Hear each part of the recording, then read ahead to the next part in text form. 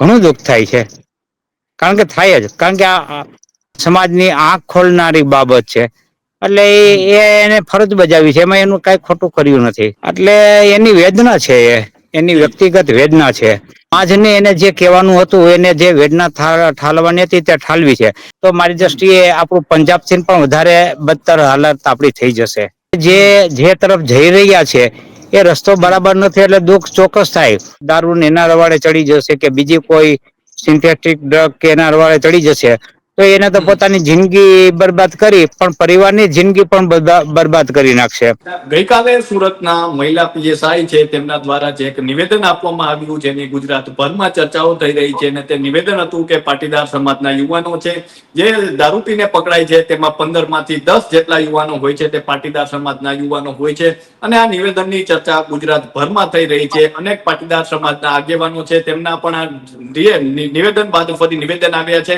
ત્યારે આપણી સાથે પાટીદાર આગેવાન પરસોત્તમભાઈ પીપળિયા જોડાઈ ચુક્યા છે. તો આવો તેમની સાથે જ સીધી વાત કરીએ વાત ગુજરાતી પર. પરસોત્તમભાઈ, વાત ગુજરાતીમાં આપનું ખૂબ ખૂબ સ્વાગત કરું છું. આભાર આપનો. પરસોત્તમભાઈ, શું કહેશો કે જે રીતે આપણે જોઈએ તો પાટીદાર સમાજ એટલે કે એક એવો સમાજ છે કે જે જમીન સાથે જોડાયેલો છે, આટલો મહેનતુ સમાજ છે અને આ પ્રકારનું નિવેદન છે તેને તમે સૌપ્રથમ કઈ રીતે જોઈ રહ્યા છો? જે પોલીસ અધિકારી પીએસઆઈ મેડમે વાત કરી છે જી. તે વાત છે તે વ્યાજબી છે. અને જી એને એના અનુભવના આધારે કીધું છે.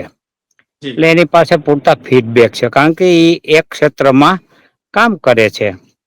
હમ એટલે તેમણે એમ કહ્યું છે કે 15 વ્યક્તિઓમાંથી 10 વ્યક્તિઓ જે જી પીધેલા પકડાય છે એમાં 15 માંથી 10 પાટીદાર હોય છે. હમ એટલે એ મારી દ્રષ્ટિએ થોડોક સમાજ અને પરિવાર માટે ચિંતાનો વિષય છે.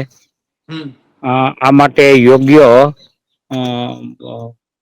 ઉપાયો શોધવા જોઈએ અને જી જ્યારે હમ આપણા જે પરિવારના વાલીઓ હોય છે જી તેમની સવિશેષ જવાબદારી બને છે હમ કે આ બાબતે સંતાનો ઉપર પૂરી નજર રાખે અને હમ કોઈ અવળા માર્ગે ચડે નહીં તેની હમ કાળજી અને ખેવના રાખવી જોઈએ.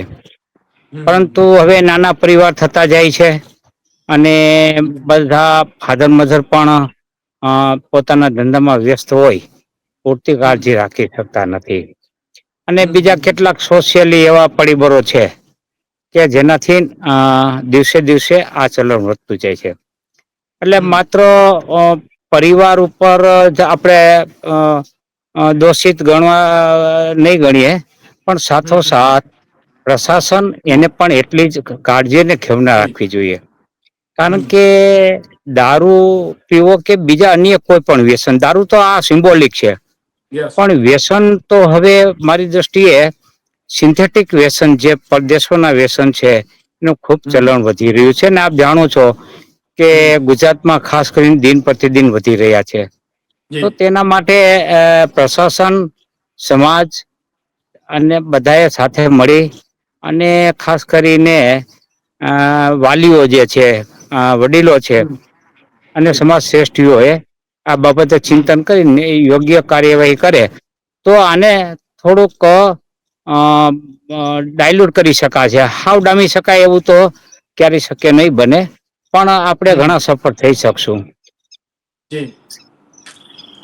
પુરુષોત્તમભાઈ, શું કેશો કે જે રીતે મહિલા પીએસઆઈ છે તેમના દ્વારા કહેવામાં આવ્યું છે તો આ નિવેદનને ઘણા લોકો કહી રહ્યા છે કે સમાજ સાથે જોડવું કેટલું યોગ્ય છે કારણ કે દારૂ છે તે લોકો પોતાની રીતે પીતા હોય છે તો એને લઈને શું કહેશો?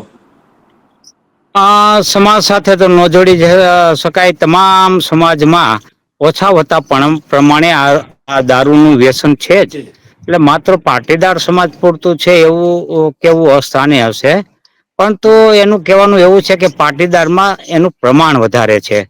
હમ બાકી દારૂ અત્ર તત્ર સર્વત્ર બધા જી સમાજમાં દારૂની બધી છે કોક સમાજમાં ઓછી હોય કોકમાં વધારે હોય હમ એટલે દારૂ પીવો માત્ર પટેલ સમાજ છે એ કેવું અસ્થાન છે ને એવું એનું કહેવાનું કોઈ તાત્પર્ય પણ નથી ને એવું કીધું પણ નથી. જી હમ શું કહેશો પરસોત્તમભાઈ, અત્યારે જે રીતે આપણે સાંભળ્યું કે અને દારૂ પીવાથી ઘણા આપણે કહી શકીએ કે અત્યારે દિન પ્રતિદિન દારૂ પ્રત્યે યુવાનો છે તે ખાસ કરીને વધારે જોવા મળે છે. ક્યાં એવા કારણો લાગે છે, શા માટે યુવાનો દારૂ તરફ વળે છે? આપ જાણો છો કે હવે નાના ધંધાઓ તૂટી રહ્યા છે. અને જે બિઝનેસ ઉપર યોગ્ય સમયે આપ જાણો છો પેલા સંતાનોને લગાડી દેવામાં આવતા, હમ. પણ હવે એક જ દુકાનમાં બે સંતાનો બાપ દીકરો એટલે બે પરિવારના માણસો સમાય એવી હવે કોઈ એટલી બધી શક્યતાઓ દિવસે દિવસે ઓછી થતી જી. જાય છે. અને જે સંતાનો છે હમ. એ ફ્રી હોવાથી નવડા રસ્તે ચડે, એક કારણ એ હમ. પણ છે.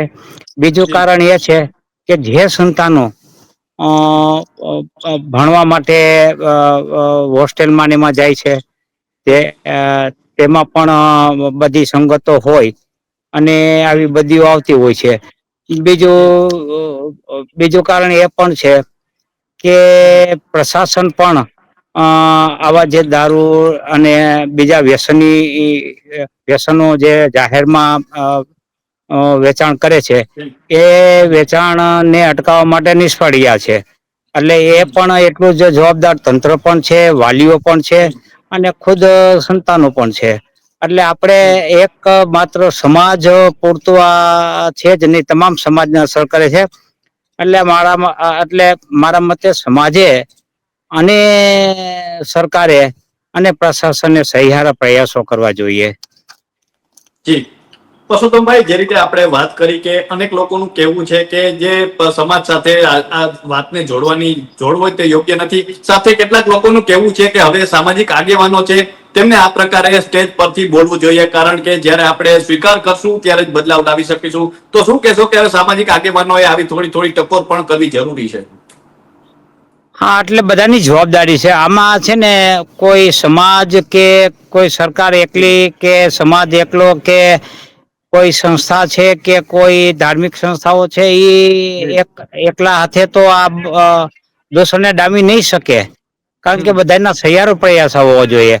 એટલે જી. સમાજની પણ જવાબદારી છે કે એને પૂરતા પ્રયત્નો કરે. સામે જી. સરકારે પણ એટલો જ સહયોગ આપવો પડશે. જી. અને આ માટે જરૂરી પગલાઓ નહી લે તો મારી હમ. દ્રષ્ટિએ આપણું પંજાબથી પણ વધારે બદતર હાલત આપડી થઈ જશે. હમ. સુધારો કઈ રીતે લાવી શકાય? શું ઉપાયો છે એવા કે યુવાનોને આ દિશા તરફ જતા અટકાવી શકાય? યુવાનોને બીજા માર્ગે વારવા જોઈએ, યુવાનોને ખેલમાં વારવા જોઈએ.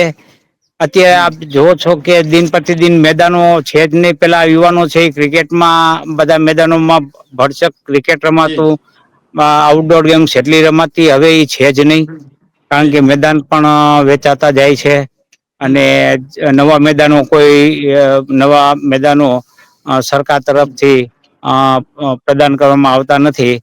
એટલે હમ. આ બધી જે રમત ગમતની બદલે આ તરફ વળી રહ્યા છે. એમ રમત ગમત હોય, બીજા જે સાંસ્કૃતિક કાર્યક્રમો છે કે બીજા એજ્યુકેશનલ કાર્યક્રમો છે, એમાં વિવાધનને વારવું જોઈએ. અને ખાસ કરીને ધંધામાં વારવા જોઈએ. હમ. અને એને કોઈ પણ પ્રકારનો ધંધો કરે જી. એવી વ્યવસ્થા ગોઠવવી જોઈએ. જી. પરસોત્તમભાઈ, મહિલા પીએસઆઈ જે રીતે દારૂની વાત કરી, સાથે જ કહ્યું છે કે જે આપણે સાયબર ક્રાઇમના ગુનાઓમાં તેમાં પણ 50% હોય છે તે પાટીદાર સમાજના યુવાન હોય છે. એને લઈને શું કહેશો? એને એવો નિર્દેશ કર્યો છે કે આમાં ભોગ જી. બનનાર પાટીદાર છે, ગુનો જી. આચરનાર પાટીદાર નથી. એટલે હમ. એ સાથે હું સંમત નથી. મારી પાસે જેવી માહિતી મળી છે એમાં લગભગ મોટા ભાગે ભોગ બનનાર પાટીદારો હોય છે. ગુનો જી. આચરનાર તો આઉટ ઓફ સ્ટેટ ના હોય છે, આપ જાણો છો. હમ. પણ ભોગ પાટીદારો બને છે. એટલે એ માટે પણ જી. એને એજ્યુકેટ કરવા જોઈએ. અને હમ. હમ. સરકાર પણ આ કરી રહી છે. આરબીઆઈ પણ કરી રહી છે. બધા ક્ષેત્રથી કે તમે અજાણી કોઈ સાઈટ ખોલોમાં તમે કોઈ લિંક જી. ઓપન નહી કરો જે અજાણી હોય તે. હમ. આ બધા જી. પ્રયાસો થઈ રહ્યા છે. પણ હવે હમ. એટલું હજી આપણે એને અટકાવી શક્યા નથી, કારણ કે નવા કિમિયાઓ હમ. સાયબર ફ્રોડ આચરનારો પણ કરી રહ્યા છે. એટલે આપણે જેટલા અટકાવીએ એટલા નવા કિમ એવો એ ઊભા કરી અને સાયબર ફ્રોડ આચરે છે. એટલે જાગૃતતા લાવવી જરૂરી છે. અને જાગૃતતા લાવવાના કલેક્ટિવ પ્રયત્ન કરવા જોઈએ. કોઈ એકલ દોકલ સંસ્થા કે એકલ દોકલ વ્યક્તિ કે માત્ર રાજ્ય સરકાર કે એ એકના હાથનું કામ નથી. પરસોત્તમભાઈ, સાથે જે મહિલા પીએસઆઈ જે રીતે કહ્યું છે કે જ્યારે શરમ આવે છે, પાટીદાર સમાજના જે યુવાનો પકડાય છે ત્યારે આ જોઈને શરમ આવે છે, શું કહેશો એને લઈને? એટલે એની વેદના છે, એની જી વ્યક્તિગત વેદના છે. એ જે પ્રોગ્રામ હતો એ પાટીદાર સમાજનો પ્રોગ્રામ હતો. જી એ કોઈ સરકારી પ્રોગ્રામ નહોતો. એટલે સમાજને એને જે કહેવાનું હતું, એને જે વેદના ઠાલવાની હતી તે ઠાલવી છે. એટલે આપણે એમને વર્ધીમાં જોઈને પોલીસ દળ જે બોલ્યા છે એવું આપણે એને મૂલવી શકાય નહીં. એને જી માત્ર સમાજના પ્રોગ્રામમાં સમાજને એક જે બાબત છે એ ઉજાગર કરી છે અને સમાજ સમક્ષ મૂકી છે અને સમાજની આંખ ખોલનારી બાબત છે. એટલે એને ફરજ બજાવી છે, એમાં એનું કઈ ખોટું કર્યું નથી. જી પરસોત્તમભાઈ, અંતિમ પ્રશ્ન છે, શું કહેશો? અત્યારે અનેક લોકો અત્યારે આપણને જોતા હશે, શું સંદેશ આપશો? સંદેશ એ જ છે કે આપણે આપણા સંતાનો પર પૂરી કાળજી રાખીએ, એની પર વોચ જી રાખીએ અને જી એની બાબતમાં આપણે સજાગપણે આવા કોઈ રસ્તે જી ન વળે તેવું ખુદ પહેલા તો વાલીઓએ કાળજી રાખવાની હોય છે. એટલે વાલીઓએ ખૂબ જ આ બાબતે સાવચેત રહેવું જોઈએ કે એમના સંતાનો અવળા રસ્તે તો નથી ચડતા ને. એ જી વાલીઓ એની જવાબદારી છે ને એને કરવું જોઈએ. હા, સમાજ શ્રેષ્ઠીઓ અને સરકાર તો પ્રયત્ન કરે જ, જી પણ સૌથી કારગર ને અસરકારક જી જો રિઝલ્ટ લાવવો હશે તો વાલીઓએ ખૂબ સજાગ રહેવું પડશે. અન્યથા આપણે જેમ ઉડતા પંજાબ છે એમ ઉડતા ગુજરાત તરફ જઈ રહ્યા છીએ. જી આ બાબતે પરસોત્તમભાઈને કેટલું દુઃખ થાય? ઘણું દુઃખ થાય છે. કારણ કે થાય જ, કારણ કે મારા સંતાનો છે, એના સંતાનો છે, એના પછીની પેઢી હશે. આપણે જે તરફ જઈ રહ્યા છે એ રસ્તો બરાબર નથી એટલે દુઃખ ચોક્કસ થાય. મને એકને જી દુઃખ થાય એમ નહીં, હું તો આવતી પેઢી જે છે, આપણી ધરોહર છે, એ જો આ રસ્તે વળી જશે તો દેશનું પણ ભલું નહીં થાય, એ આપ જાણો છો. કારણ કે સંતાનો એ જે રાષ્ટ્રીય હિતમાં કાર્યો કરવા જોઈએ એની બદલે જો આ દારૂ એના રવાડે ચડી જશે કે બીજી કોઈ સિન્થેટિક ડ્રગ કે એના રવાડે ચડી જશે તો એને તો પોતાની જિંદગી બરબાદ કરી, પણ પરિવારની જિંદગી પણ બરબાદ કરી નાખશે. એટલે મારી જી દ્રષ્ટિએ એ થતું અટકાવવું જોઈએ અને પરિવારજનો એ લાડકોડ ને એક વાર મૂકીને થોડુંક એમને પણ સખ્તાઈથી કામ લેવું પડશે.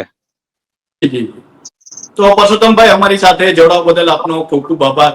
તો આ હતા પરસોત્તમભાઈ પીપળિયા, અને તેમને જે રીતે વાત કરી કે હાલમાં જે નિવેદન આવ્યું છે તે ક્યાંક ને ક્યાંક યોગ્ય કહી શકાય, કારણ કે હાલમાં આપણે જોઈ રહ્યા છીએ કે સમાજમાં યુવાનો છે તે ક્યાંક ને ક્યાંક દારૂના રવાડે ચડી રહ્યા છે. ત્યારે સૌ કોઈ લોકોએ સાથે મળીને યુવાનોને પાછા વાળવા પડશે અને તો જ રાજ્ય છે તેનું કલ્યાણ થઈ શકશે, તો જ દેશની ઉન્નતિ થઈ શકશે.